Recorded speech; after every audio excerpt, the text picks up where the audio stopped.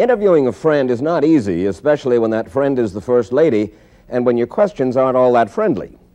Well, last Tuesday afternoon in the upstairs living room at the White House, we talked with Nancy Reagan, a friend for 35 years.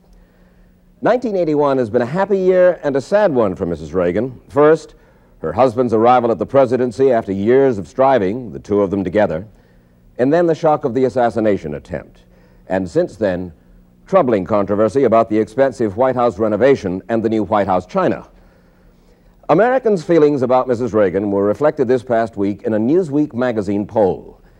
57% of those questioned approve of the way that Mrs. Reagan has been handling her responsibilities as First Lady.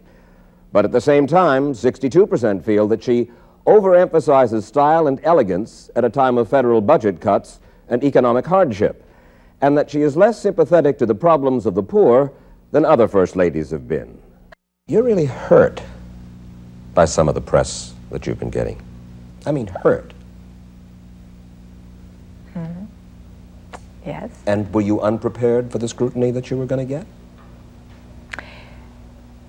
Yes, I really was. Although people, like everything else, had told me. But I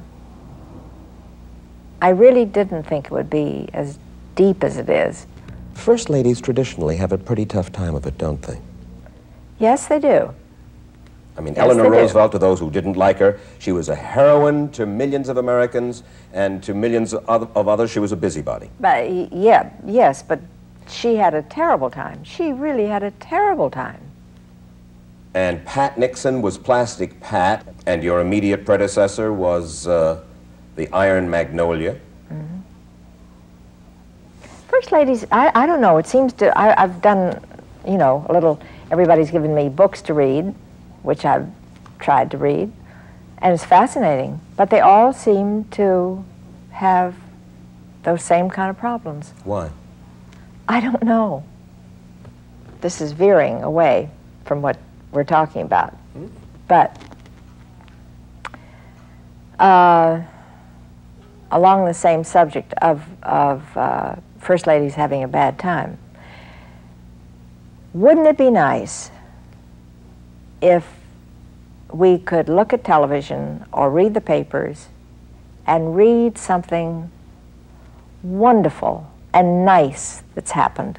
It seems to me that all we read and all we hear are the terrible things that have happened, the nasty things that have happened.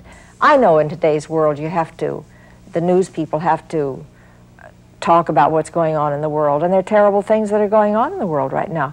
But let's have a little balance. Let's try to bring people up and give them some hope and some encouragement and some moral values. Strong letter follows. I guess what you really want for Christmas is for the press to take a fresh look at you. Really. That would be nice. Take another look over 1982. Look at what I'm really doing now.